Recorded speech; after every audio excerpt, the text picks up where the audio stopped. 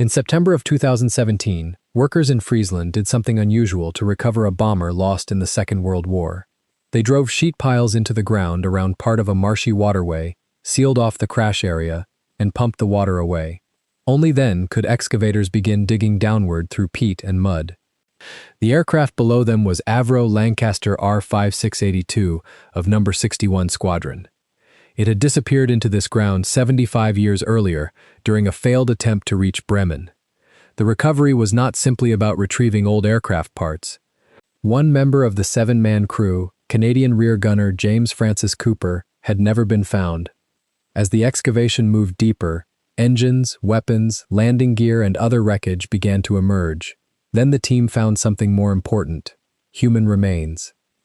For a moment, the discovery appeared to offer an answer to a question that had survived since 1942. But the identity of those remains would make the story of R5682 more complicated, not less. The Lancaster had left RAF Syerston shortly after midnight on the 5th of September 1942. Its target was Bremen. Bomber Command sent 251 aircraft on the operation that night, including Lancasters, Wellingtons, Halifaxes, and Stirlings. R5682 carried 7 men. Pilot Peter Clement Vellacott Joslin sat at the controls. Eric Underwood Booth served as flight engineer. Philip James Bridgman was the navigator. Bertram Arthur Farmer was the wireless operator. Edward Joseph May was the bomb aimer. Neil Douglas Mullins manned the mid-upper turret. At the rear of the aircraft was James Francis Cooper. The mission should have taken them east across the North Sea, on toward Germany, and then back to England. R5682 never reached Bremen. Over the northern Netherlands, the Lancaster was hit by German anti-aircraft fire. Accounts from Friesland described serious damage, including trouble on the starboard side. Whatever the exact pattern of damage, the important fact is clear. By the time the bomber was over Friesland, it was already in serious difficulty. Then a German night fighter attacked. Later sources have disagreed over the identity of the pilot responsible for that attack, so the name cannot be stated with certainty. What matters to the sequence is that R5682 was now a damaged bomber under further attack, and the original mission was effectively over. Joslin turned away from the route to Bremen. The immediate problem was no longer how to reach the target. It was how to get the crew out of the aircraft. He ordered the men to abandon the Lancaster. Booth, Bridgman, Farmer, and Mullins escaped by parachute. All 4 survived and were later captured by German forces. Bomb aimer Edward May also left the aircraft, but he did not survive. His body would not be found until almost a month later. Joslin remained with R5682. The sequence after the order to abandon is incomplete, and it is important not to fill those gaps with a heroic reconstruction that the records cannot support. What is documented is enough. 4 men got clear and survived. May left the aircraft but died. Joslin stayed with the bomber as it continued toward the ground. Cooper's final movements were never established.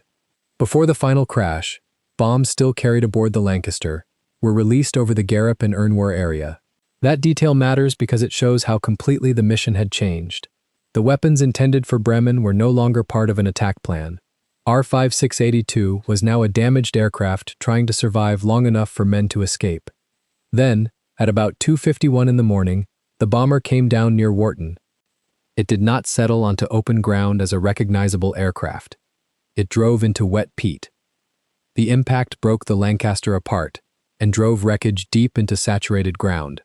In a landscape of marshes, canals, and soft soil, the aircraft effectively disappeared from view. What remained was less like an abandoned airplane than a buried crash site. By the time the immediate aftermath was over, the fate of the 7 men could be divided into 3 groups. 4 had survived and become prisoners of war. Edward May had died after leaving the aircraft. His body was found on the 1st of October in a ditch near Ernwald. Peter Joslin had also died. Remains recovered after the crash were buried at Wartena, and his grave became a known place of burial. James Francis Cooper was different. He was not found. There was no confirmed grave, and there was no reliable account explaining exactly what happened to him in the final minutes of the flight. The surviving evidence does not establish whether he remained in the rear turret, whether he attempted to leave the aircraft, or whether his body was carried into the ground with part of the wreck. That uncertainty matters. because it would shape the meaning of the crash site for the next 75 years. Cooper's name was eventually commemorated on the Runnymede Memorial among airmen who died during the war but had no known grave. That distinction was more than administrative. Joslin's family had a burial place. May had a recovered body. Cooper was represented by a name because no place could be identified as his grave. Meanwhile, the physical wreck of R5682 remained in Friesland. That created an unusual division in the story. The crew could be accounted for on paper, but the aircraft itself still occupied the ground where the unanswered part of the crew story had begun. If Cooper had gone into the Peat with R5682, then the crash site might still contain the only evidence capable of changing his status. This was not the kind of wreck that could be revisited simply by walking across a field.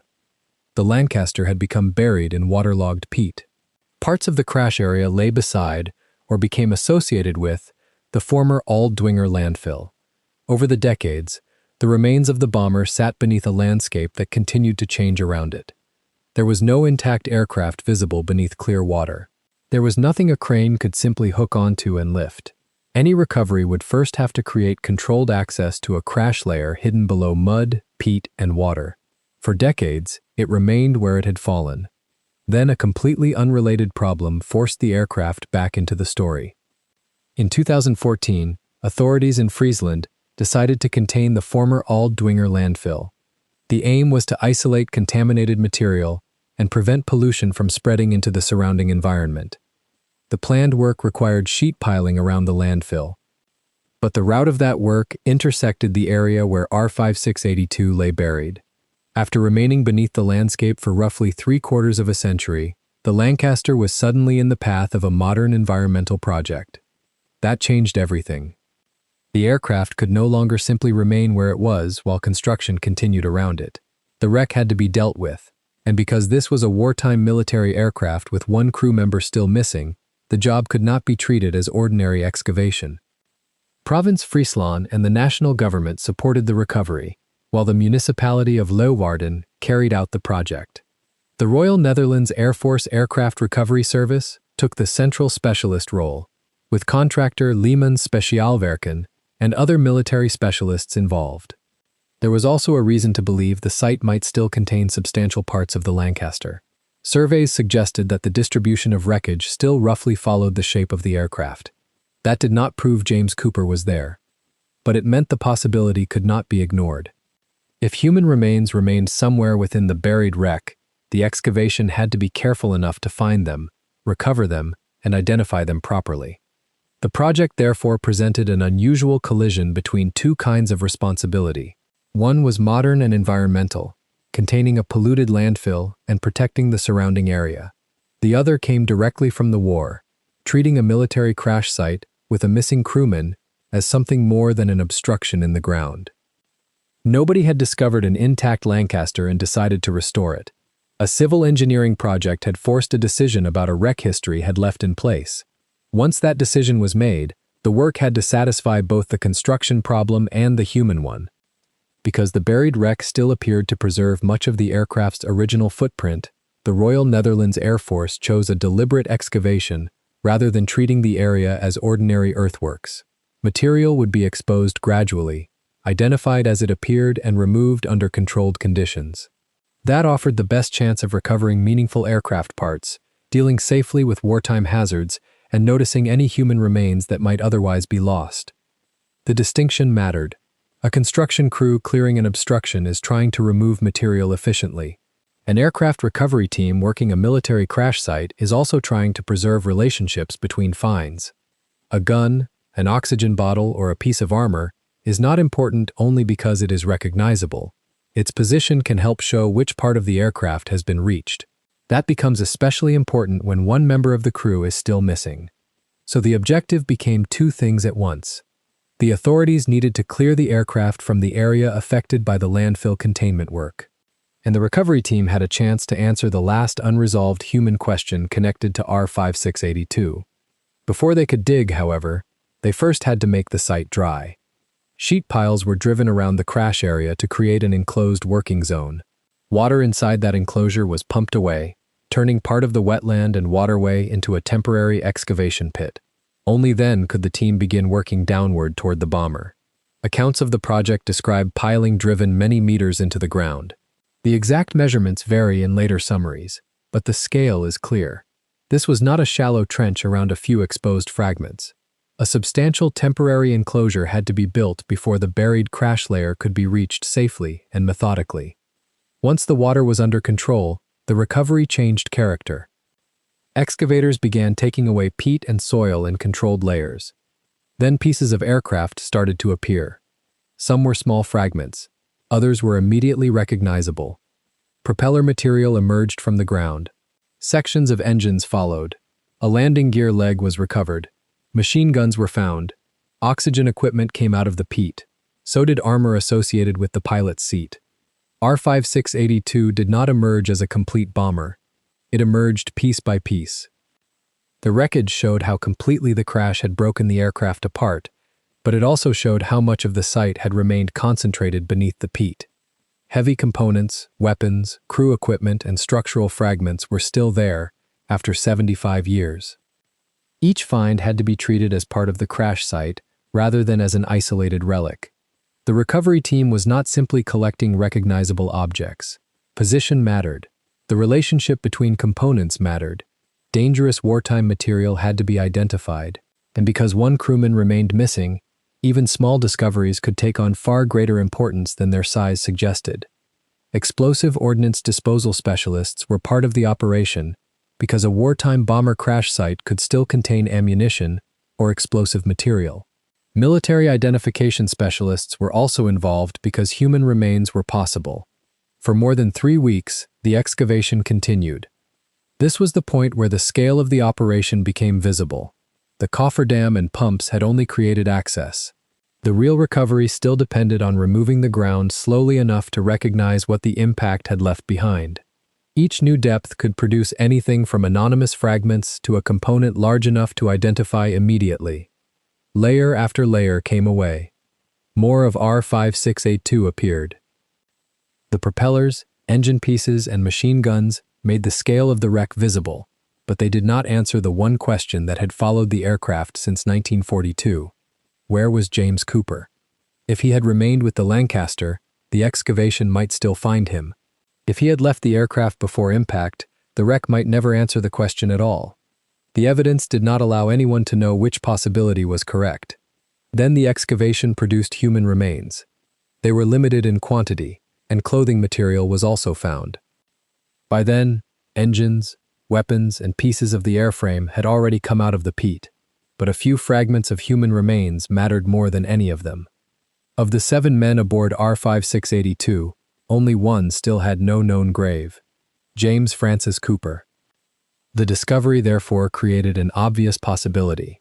After 75 years, the recovery might finally have found the missing rear gunner.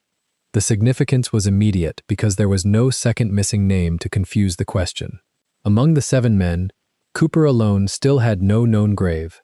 A discovery of human remains inside the buried crash area therefore pointed naturally toward him, but naturally was not the same as conclusively. But the location of the remains could not identify them by itself. A violent crash had broken the aircraft apart, and the recoveries made in 1942 had not necessarily removed every trace of the men who died. The new remains had to be examined before anyone could say who they belonged to. That process eventually produced an unexpected result. The remains did not belong to James Cooper. They were identified as belonging to Peter Clement Vellacott Joslin. That result reversed the logic that had made the discovery seem so promising. Cooper was the man no one had found. Joslin was the man everyone believed had already been accounted for. Yet it was Joslin, not Cooper, who was still physically present in the buried wreck site.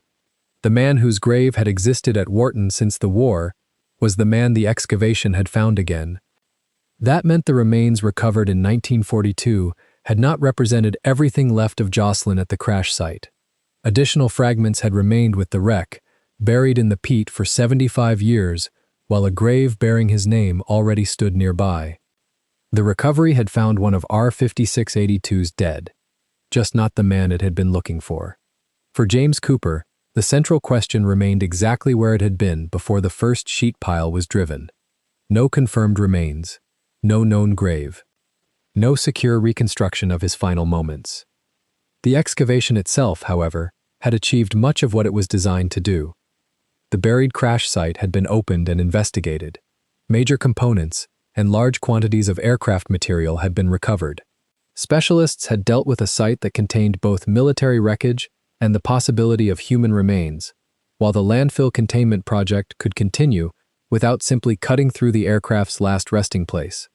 It was a recovery born from necessity rather than from a plan to restore an aircraft. That is one reason R5682 stands apart from many famous wartime recoveries. No complete bomber rolled out of the Peat. There was no rebuild waiting at the end. The achievement was in making the site accessible, recovering what survived, identifying what could be identified, and accepting what the excavation could not answer. Near the end of the operation, on the 3rd of October, another Lancaster appeared over the site. PA 474 of the Battle of Britain Memorial Flight flew above the recovery area. Dutch F-16s also took part in the commemoration. The contrast was difficult to miss. Below was R5682, no longer a complete machine but a collection of engines, weapons, armor, broken structure, and mud-covered fragments brought up from the Peat. Above was a Lancaster still flying. When the excavation ended, the site itself began to change again.